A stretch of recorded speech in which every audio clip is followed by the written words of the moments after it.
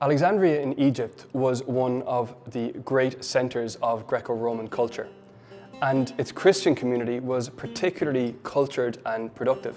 One of its finest representatives is Clement of Alexandria, who lived in the late 2nd century.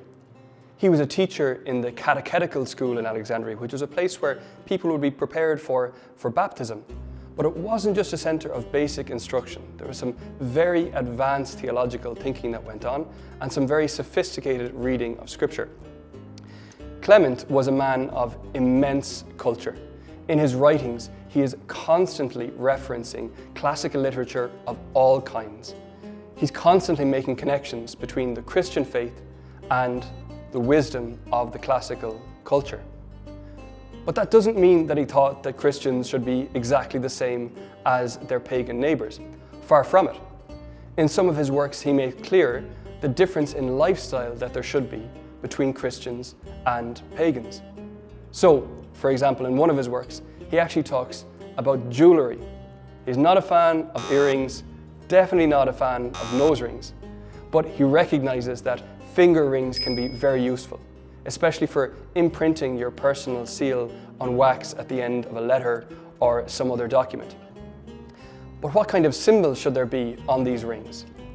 Clement rules out some possibilities. He says he knows that lots of people who aren't devoted to Christ have symbols on their rings like drinking cups, for example, or military weapons like bows and swords, or even images of pagan idols or of their mistresses, he says.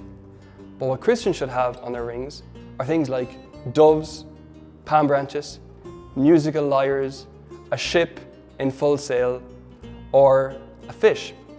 Many of these images are taken from the scriptures. He also talks about the possibility of having an anchor on your ring. An anchor, according to the letter of the Hebrews, became a symbol for hope. Now that's exactly what we have here. We have a ring with a Christian symbol on it. Not any of the symbols that Clement mentioned, but the Chi-Rho symbol from the first 2 letters of Christ's name in Greek, surrounded by palm branches. And it's from roughly the same area that Clement was writing just 1 or 2 centuries later. So it's nice to see that the style advice of Clement of Alexandria was being followed a little later.